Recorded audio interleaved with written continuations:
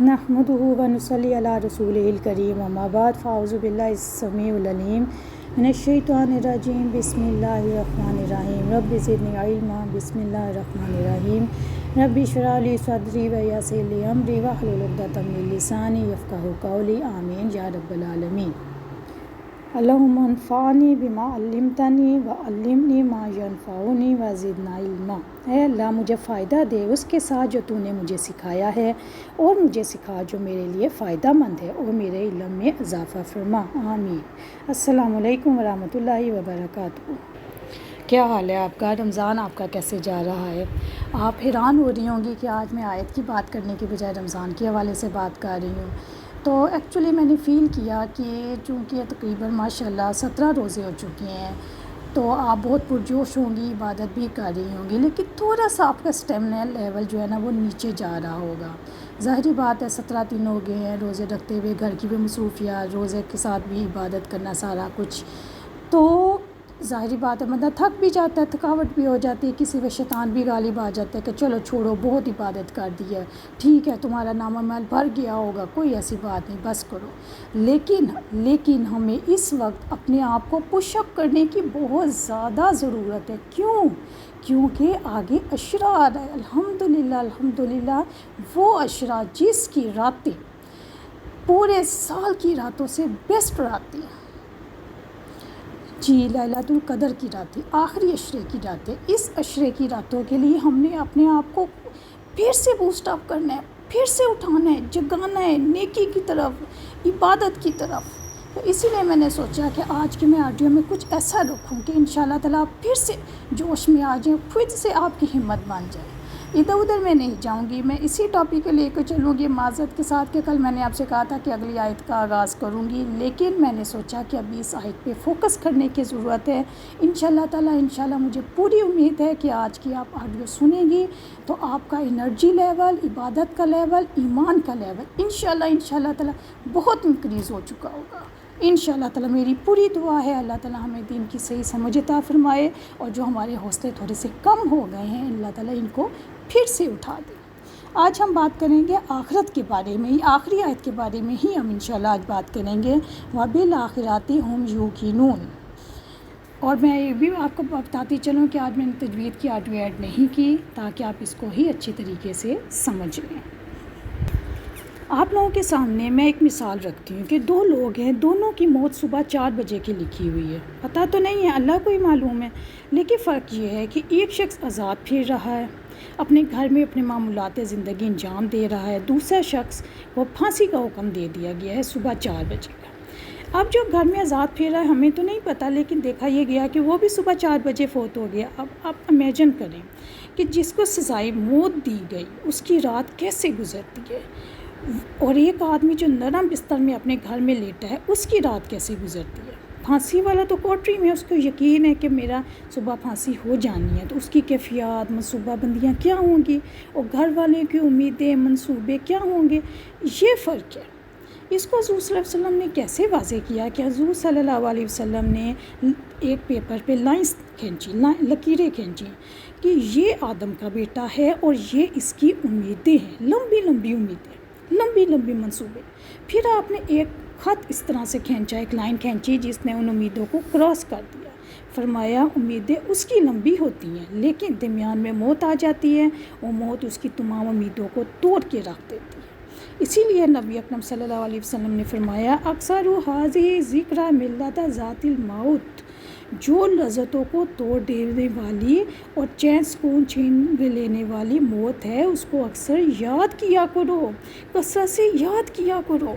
उसको याद करने से ही अमल की बुनियाद बनती है, दिल नरम होता है। और अगर शैतान आपको बहकाए कि अभी कुरान ना पढ़ो, फ़लाँ काम कर लो, ये जैसे रमज़ान है तो शैतान की बड़ी नमाज़ें पढ़ ली, बड़ा कुरान पढ़ लिया, तो उस वक्त आखिरत का, मौत का सोच लिया करो कि हो सकता है शाम में मेरी मौत आ जाए तो तब मैं कुरान कैसे पढ़ूँगा। ये है बिल आखिराती हुम यूकिनून का मतलब। मौत का मज़ा हमने जीना है। साहिब ईमान की मौत और तरह की होती है, ये बात याद रखने की ज़रूरत है। सब ने मज़ा चखना है, लेकिन जो साहिब ईमान लोग होते हैं उनकी मौत और तरह की होती है, और साहिब कुफर की मौत और तरह की होती है। ظاہراً تو ایک جیسی ہوگی لیکن حقیقتاً اور طرح کی ہوگی۔ اب ہم یہ دیکھتے ہیں کہ جب ایک صاحب ایمان انسان مرتا ہے، قبر میں جاتا ہے، اور یہ سب باتیں احادیث سے ثابت ہے۔ مسند احمد میں حضور صلی اللہ علیہ وسلم کی اس بارے میں بہت ڈیٹیل حدیث بتائی گئی ہے، میں یہاں پہ آپ کے سامنے مختصراً بیان کر رہی ہوں۔ فرشتہ مردے کے پاس آ کے بیٹھ جاتا ہے قبر میں اور کہتا ہے اخرجو، نکلو باہر۔ جس نے زندگی حضور اکرم صلی اللہ علیہ وسلم کی اتباع میں گزاری ہوگی اس کو وہ کہتا ہے ایتھا النفس الطیبہ، اے پاکیزہ روح نکل آ، الی مغفرات اللہ و رضوان، اللہ کی مغفرت اور رضامندی تیرا انتظار کر رہی ہے۔ نبی اکرم صلی اللہ علیہ وسلم نے فرمایا فتخرج، پھر وہ نکل آتی ہے، تسہیل، یوں تیرتی ہوئی نکلتی ہے بہاؤ کے ساتھ، جیسے مشکیزہ آپ نے دیکھا ہوگا یا سنا ہوگا، یہ جیسے آپ دودھ کا پیکٹ لاتی ہیں، اگر تھوڑا سا وہ ہل جائے تو اس میں سے آرام سے دودھ نکل آتا ہے، اس طرح اس انسان کی آرام سے جان نکل آتی ہے۔ اللہ اکبر۔ لیکن جو کافر و منافق کی جان ہے، فرشتہ اس کے پاس آ کے کہتا ہے یا ایھا النفس الخبیثہ، نکل باہر، اخرجو، نکل، کہاں جانا ہے؟ اللہ کی ناراضگی اور اللہ کا غضب تیرا انتظار کر رہی ہے، تو جاتا کہاں ہے؟ اب وہ کیسے نکلے؟ حضور اکرم صلی اللہ علیہ وسلم نے فرمایا وہ جسم کے اندر ہی چھپتی پھرتی ہے، اخرجو، نکل باہر، فرشتے اس کو نکلنے کو کہہ رہے ہیں اور وہ باہر نکلنے کی بجائے اندر ہی اندر چھپنے لگتی ہے۔ وہ جسم کے اندر کبھی ادھر جاتی ہے کبھی ادھر جاتی ہے، پھر فرشتہ کھینچ کے اس کو نکالتا ہے۔ کیسے کھینچ کے نکالتا ہے؟ استغفر اللہ۔ آپ صلی اللہ علیہ وسلم نے مثال دی جیسے اون پانی سے گیلی ہو۔ امیجن کریں کہ اون بالکل بھیگی ہوئی ہے اور اون کے اندر ایک گرم تپائی ہوئی سلاخ آپ ڈال دیں، کیا ہوگا؟ سلاخ جب ڈال کے نکالیں گے تو وہ اپنے ساتھ اون کو بالکل چمٹا لے گی اور ہر چیز کو تار تار کرتے ہوئے باہر نکلتی ہے۔ اس طرح کافر و منافق کی جان فرشتے نکالتے ہیں۔ استغفر اللہ، استغفر اللہ۔ ہمیں اگر اس بات کی فکر آتی ہے تو ہم ان لوگوں میں سے ہیں۔ بالآخرات ہم یوقنون، یقین رکھیں اگر ہم اس چیز کو سوچتے ہیں نا تو ہمارا آخرت پہ ایمان ہے، لیکن اگر اس کی فکر یا پریشانی ہمیں نہیں ہے، ہم اپنے معاملات میں ڈوبے ہوئے ہیں دوسرے لوگوں کی طرح، جیسے کافر، سکھ، عیسائی، منافق کر رہے ہیں وہ سارے کام ہم بھی کر رہے ہیں جو وہ بھی کر رہے ہیں، تو پھر ہم کیسے کہہ سکتے ہیں کہ میرا آخرت پہ یقین ہے؟ ہماری زندگی تو ان منافقوں کی طرح ہے، جیسے وہ زندگی گزارتے ہیں، جیسے وہ اسلام کو لیتے ہیں، جو دل کیا اسلام کی بات لے لی، جو دل نہیں کیا اسلام کی بات نہ لی۔ قرآن اس کو نہیں مانتا۔ عمل کی بنیاد اس سے بنتی ہے کہ میرا آخرت پر یقین ہے۔ اگر آپ کا آخرت پہ یقین ہوگا تو کبھی بھی آپ کی زندگی دوسرے لوگوں جیسی نہیں ہوگی۔ کیوں؟ مسلمان کو یقین ہوتا ہے آخرت پہ، دوسروں کو یقین نہیں ہوتا۔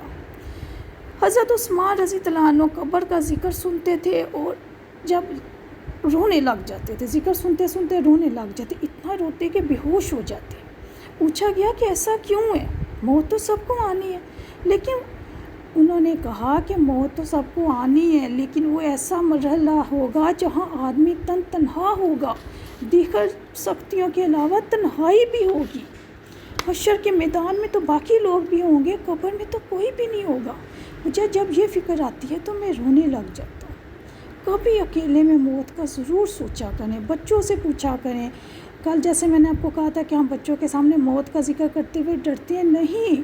اگر آپ آج کل کے فتنوں کے دور میں جب ہر طرف گناہ کی زندگی ہے، شیطان کے فتنے پھیلے ہوئے ہیں، اگر آپ بچوں کو اپنے گناہوں سے بچانا چاہتے ہیں تو ان کے سامنے موت کا ذکر کیا کریں، اپنی موت کا ذکر کیا کریں کہ بیٹا اگر میں تمہارا والد یا میں تمہاری والدہ فوت ہو جائیں تو تب تم کیا کرو گے؟ اگر آپ چاہتی ہیں کہ جنت میں آپ کے بچے آپ کے ساتھ ہوں تو ان سے ضرور پوچھا کریں۔